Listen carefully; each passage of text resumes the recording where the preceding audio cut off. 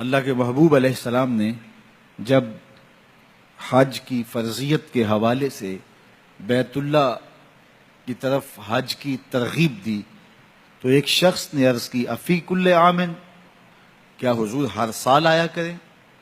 تو آقا کریم علیہ السلام خاموش رہے۔ تو پھر حضور نے ترغیب دی تو وہ شخص پھر کھڑا ہو گیا، کیا ہر سال آیا کریں؟ تو آقا کریم علیہ السلام نے فرمایا نہیں، لو قلت نعم لوجبت، اگر میری زبان سے ہاں نکل جاتی تو ہر سال ہی واجب ہو جاتا، اور اگر ہر سال واجب ہوتا تو تم ہر سال ادا کرنے کی طاقت نہ رکھتے۔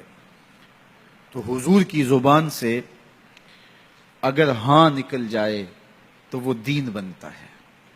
لو قلت نعم لوجبت، اگر میری زبان سے ہاں نکل جاتی اور اگر میں ہاں کہہ دیتا تو وہ واقعہ ہی واجب ہو جاتا۔ وہ زبان جس کو سب کن کی کنجی کہیں، اس کی نافذ حکومت پہ لاکھوں سلام۔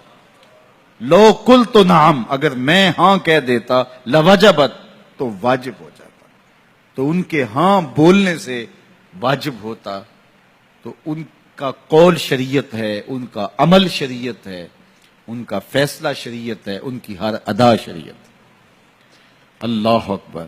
تو فرمایا کہ اگر میں کہہ دیتا ہاں تو واقعہ ہی واجب ہو جاتا۔ تو زندگی میں حج ایک مرتبہ واجب ہے۔ صحیح ابن خزیمہ میں 5 سال کے بعد حج کرنے کی روایت موجود ہے، وہ استحباب پر محمول ہوگی۔ صاحب استطاعت اہل خیر کو چاہیے کہ وہ ہر 5 سال کے بعد حج کر لیا کریں۔ یہ مستحب ہے، لیکن ایک مرتبہ حج کی ادائیگی سے فریضہ ادا ہو جائے گا۔ ہر سال بھی کرنا چاہیں تو یہ سعادت بری بات ہے، چونکہ حج ما قبل کے گناہوں کو مٹا دیتا ہے۔ حضرت عمر بن عاص رضی اللہ تعالی عنہ حضور کی خدمت میں حاضر ہوئے اور عرض گزار ہوئے ابسط یمینہ کا ابایے کا، حضور اپنا دایاں ہاتھ آگے بڑھائیے، میں آپ سے بیعت کرنا چاہتا ہوں۔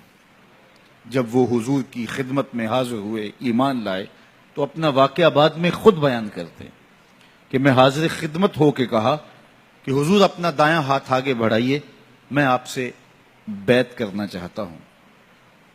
آقا کریم علیہ الصلوۃ والسلام نے ہاتھ آگے بڑھایا، فقبضت یدی، تو کہتے ہیں میں نے اپنا ہاتھ پیچھے کھینچ لیا۔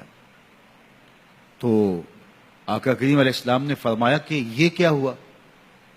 تو میں نے کہا کہ یا رسول اللہ صلی اللہ علیہ وسلم، میں کوئی شرط لگانا چاہتا ہوں، میں یوں ہی بیعت اسلام نہیں کروں گا، میں کوئی شرط لگانا چاہتا ہوں۔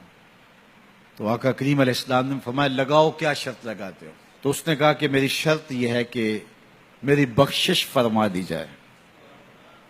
تو آقا کریم علیہ السلام نے فرمایا کہ اسلام ما قبل کے سارے گناہوں کو مٹا دیتا ہے۔ دوسری بات ارشاد فرمائی، ہجرت ما قبل کے سارے گناہوں کو مٹا دیتی۔ اور تیسری بات ارشاد فرمائی، وَأَنَّ الْحَجَّ يَهْدِمُ مَا كَانَ قَبْلَهُ، اور حج ما قبل کے سارے گناہوں کو مٹا دیتا۔ تو ما قبل کے سارے گناہوں کا حج کفارہ ہے۔ جب کوئی شخص حج کرتا ہے تو اس کے ما قبل کے سارے گناہ مٹ جاتے ہیں، اور واپس جب پلٹتا ہے تو ایسے ہوتا ہے جیسے ابھی ماں کے پیٹ سے جنم لیا ہو۔ حج ما قبل کے سارے گناہوں کو مٹا دینے کا سبب اور ذریعہ ہے۔